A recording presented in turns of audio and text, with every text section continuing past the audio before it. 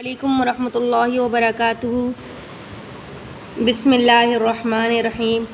मैंने आपको कुरान और नमाज के काफ़ी सारे फ़ज़ाइल दलील के साथ बताए। कुरान की आयत की दलील दी, हदीस मुबारका दलील देकर मैंने आपको बताए। अब मैं आपको बताती हूँ, आज मैं आपको बताने जा रही हूँ कि आप सल्लल्लाहु अलैहि वसल्लम ने इस कुरान पाक को, इस दीन के लिए कितनी मेहनत और मुशक्क़त हासिल करी। अभी तो सिर्फ आपने कुरान पढ़ने की फ़जीलत सुनी है ना, नमाज़ पढ़ने की फ़जीलत, ज़िक्र करने की कितनी फ़जीलत, ना पढ़ने की वाइद, लेकिन इसे हासिल किस तरीके से किया सहाबा इकराम ने और नबी अकरम हज़ूर अक़दस सल्लल्लाहु अलैहि वसल्लम ने कितने जिहाद किए, इस दीन को फैलाने में कितनी मेहनत की। आज मैं आपको तबलीग के हवाले से और नबी की क़ुरबानियों के हवाले से भी कुछ बताना चाहती हूँ। दीन के खातिर कितनी सख्तियाँ बर्दाश्त करी उन्होंने, तकालीफ़ और मुशक्क़तों को झेला है। चनाचा एक क़िस्सा आता है हुज़ूर अक़दस सल्लल्लाहु अलैहि वसल्लम के ताइफ़ के सफ़र का। आज मैं आपको सुनाती हूँ कि नबी करीम सल्लल्लाहु अलैहि वसल्लम को नबूवत मिल जाने के 9 साल बाद हुज़ूर अकरम सल्लल्लाहु अलैहि वसल्लम मक्का मुकर्रमा में तबलीग फरमाते थे और कौम को हिदायत और इस्लाह की कोशिश फरमाते थे। लेकिन क्या थे, थोड़ी थोड़ी जमात मुसलमान हो गई थी, थोड़ी जमात रह गई थी। थोड़े से ऐसे लोगों के अलावा जो बावजूद मुसलमान ना होने के भी क्या करते थे, आप सल्लल्लाहु अलैहि वसल्लम की मदद करते थे। मुसलमान नहीं थे लेकिन आप सल्लल्लाहु अलैहि वसल्लम की मदद, जिनमें एक अबू तालिब का भी जिक्र आता है कि आप सल्लल्लाहु अलैहि वसल्लम के चाचा थे वो भी, और आपके सहाबा को हर तरह की तकलीफ़। अक्सर कुफ़ारे मक्का थे जो आप सल्लल्लाहु अलैहि वसल्लम को और आप सल्लल्लाहु अलैहि वसल्लम के सहाबा को क्या करते थे, बहुत तकलीफ़ें पहुँचाते थे और मजाक भी उड़ाते थे, और जो हो सकता था उससे दरगुजर ना करते थे। वो जो भी उनके एक भी चीज़ हाथ लग जाती थी वो उसको मजाक उड़ाना, उन्हें तकलीफ़ें देना, तालियां पीटना। तो लेकिन आप सल्लल्लाहु अलैहि वसल्लम ने उनको कभी बददुआ नहीं दी और आप सल्लल्लाहु अलैहि वसल्लम ने कभी बदला नहीं दिया। कहा सहाबा इकराम ने कि हमारे दीन में ये चीज़ नहीं है। तो हमें कुरान को पढ़ने के साथ साथ इसकी दावत भी, मेरा मकसद ये कहने का था कि आगे भी फैलाना है। ठीक है, चनाचा मैं आपको एक वाक़या सुना रही थी कि हुज़ूर सल्लल्लाहु अलैहि वसल्लम के चचा अबू तालिब भी इन्हीं नेक दिल लोगों में थे जो बावजूद मुसलमान ना होने के आप सल्लल्लाहु अलैहि वसल्लम की मदद करते थे। कुछ लोग तो ऐसे थे जो काफिर थे, जो बिल्कुल ही ईमान नहीं लाए थे।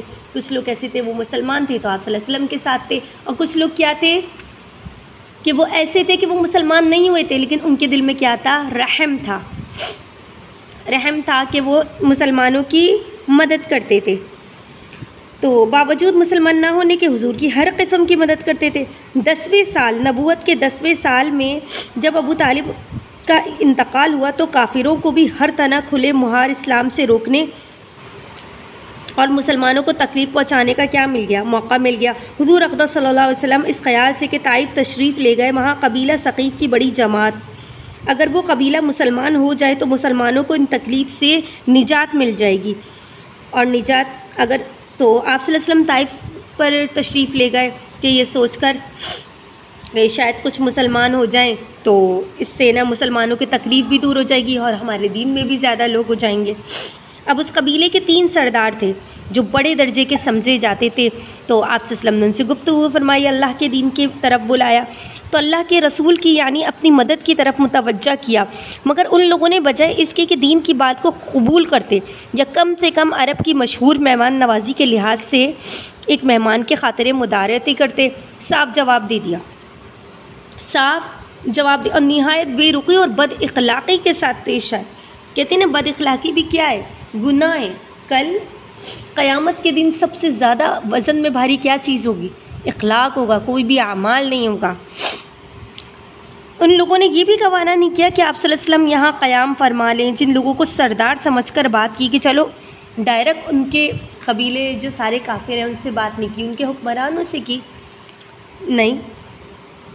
तो उन्होंने ये भी गवारा नहीं किया कि हमने उनको बड़ा समझ के बात की तो महज़िब गुफ्तगू करेंगे, यही सोचा था प्यारे नबी ने भी। तो उनमें से एक शख्स बोला, आप ही को अल्लाह ने नबी बनाकर भेजा है। दूसरा बोला, अल्लाह के सिवा तो तुझे कोई और ही नहीं मिलता था। नाउज़ुबिल्लाह, ऐसे अल्फाज़ात अदा किए जिसको रसूल बनाकर भेजते। तीसरे ने कहा, मैं तुझसे बात करना नहीं चाहता, इसलिए अगर तू वाकई नबी है जैसे कि तू दावा है तो तेरे से बात करना, इनकार कर देना मुसीबत से खाली नहीं है। अगर झूठ है तो मैं ऐसे शख्स से बात नहीं करना चाहता। उसके बाद लोगों से नाउम्मीद होकर आप सल्लल्लाहु अलैहि वसल्लम ने उन लोगों से बात करने का इरादा करने का इरादा फरमाया तो आप तो हिम्मत और इस्तक़लाल के क्या थे, पहाड़ थे, मगर किसी ने भी क्या नहीं किया, कबूल नहीं किया। फिर आप सल्लल्लाहु अलैहि वसल्लम वापस चले गए। जब उनसे बिल्कुल मायूस होकर वापस आओ तो उन्होंने शहर के लड़कों को उनके पीछे लगा दिया, हमारे नबी करीम सल्लल्लाहु अलैहि वसल्लम के पीछे लगा लिया। वो आपका मजाक उड़ाते, तौलियाँ पीटते, पत्थर मारते, हत्ता कि मेरे नबी हुज़ूर अक़दस सल्लल्लाहु अलैहि वसल्लम के कहते हैं जूते मुबारक खून में रंगीन हो गए। हुज़ूर अक़दस सल्लल्लाहु अलैहि वसल्लम इस हाल में वापस हुए जब रास्ते में एक जगह उन शरीरों से इत्मीनान हुआ तो हुज़ूर सल्लल्लाहु अलैहि वसल्लम ने दुआ मांगी, अल्लाहुम्मा इलैका शकू ज़अफ़ी क़ुव्वती। तब भी उन्होंने उन लोगों के लिए बद्दुआ नहीं की, उनके दिल में इतना रहम था। हालांकि वो भी ठीक है, नबी थे, लेकिन क्या थे, इंसान तो थे ना, इंसानों की तरह नहीं रहते थे। उनके दिल में इतनी सख्ताई थी नहीं। अल्लाह का दीन फैलाने के लिए उन्होंने इतनी तकलीफ़ें बर्दाश्त की कि अल्लाह से क्या कहते थे, ऐ अल्लाह मैं अपनी बेकसी की और अपनी कमज़ोरी की शिकायत करता हूँ कि मेरी बात में, मेरी मनाने में उनको इतना दम नहीं था कि वो ईमान ले आए।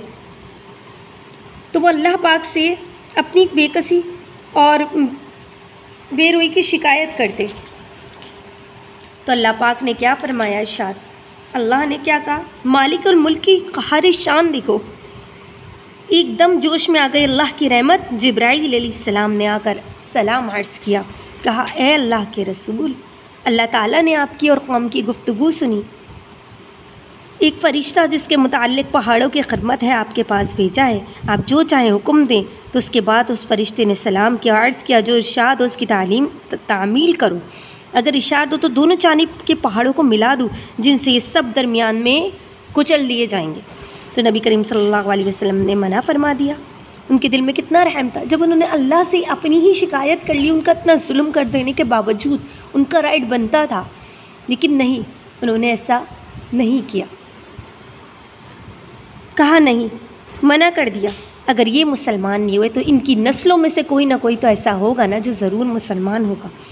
ये हैं इखलाक उस करीम ज़ात के जिसके हम लोग नाम लेवाएं, हम ज़रा सी तकलीफ़ से, किसी के मामूली गाली दे देने से कितना भड़क जाते हैं कि फिर हमारे उम्र भर का बदला नहीं मिलता। ठीक है, और आप सल्लल्लाहु अलैहि वसल्लम ने कितनी बड़ी बात कि इतना मारा कि जूतों को रंगीन कर दिया है। आजकल तो कोई ज़रा सा घूर दे तो उसे माफ़ करने को तैयार नहीं होते। फिर भी आप सल्लल्लाहु अलैहि वसल्लम ने क्या किया, इसका बदला नहीं लिया। और हम तो जुल्म पे जुल्म करते रहते हैं। और क्या करते हैं, हम तो मोहम्मदी के पैरू हैं, हम तो नबी के पैरू हैं। नबी करीम सल्लल्लाहु अलैहि वसल्लम इतनी सख्त तकलीफ़ और मुशक्क़त उठाने के बावजूद भी न बद्दुआ फरमाई और ना कोई बदला फरमाया। व आखिर दावाना अल्हम्दुलिल्लाहि रब्बिल आलमीन। अल्लाह ताला मुझे और आपको भी ऐसे अखलाक अता फरमाए।